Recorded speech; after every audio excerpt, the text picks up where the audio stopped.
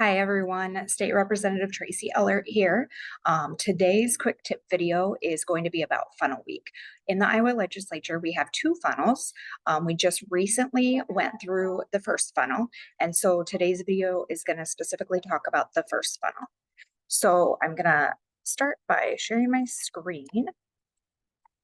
So for a piece of legislation to be considered funnel proof, it has to make it through both a subcommittee and a committee prior to that funnel date.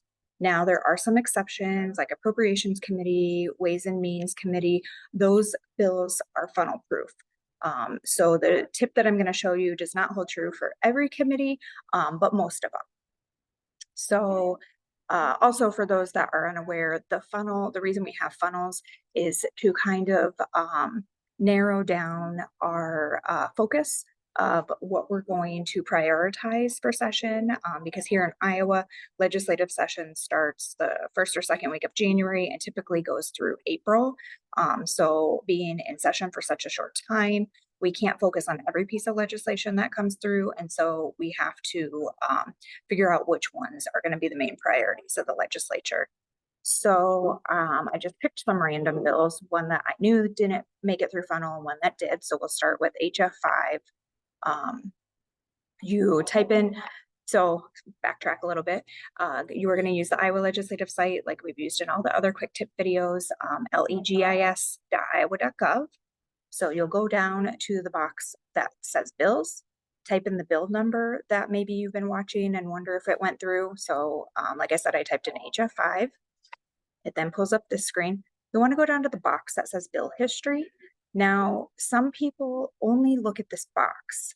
You want to actually click on that blue bill history hyperlink because it'll open another screen and it will show you the entire history.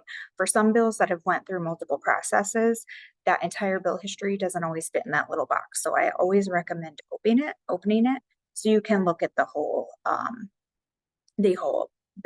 So this one, as you can see, it was introduced to the Education Committee. It did have a subcommittee and it did pass that subcommittee.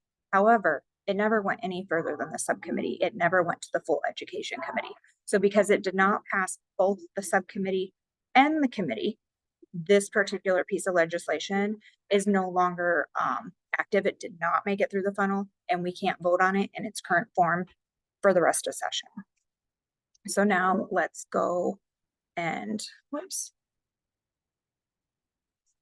go and look at one that did pass. So I'll clear out that box. And HF 613 is one that did pass. So again, go down to that bill history, click on it so you get the new screen. And this one, you can see it was introduced, it went through the subcommittee, passed the subcommittee. Then it also went to the Health and Human Services full committee and passed. This bill then also, because it deals with appropriations, is now referred to appropriations and it'll have to start that process all over in appropriations. But because this bill went through the subcommittee and committee prior to the funnel, it's funnel proof and it can now be considered legislation that we'll be debating on the remainder of this session. So I just showed you an example of a bill that passed and one that did not.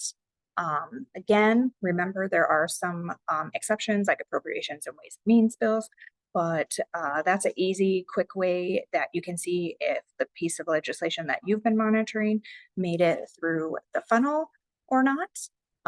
And when we hit funnel week 2, we'll be back with a video then to kind of talk about the intricacies of the second funnel. So we will see everybody next week. Thank you.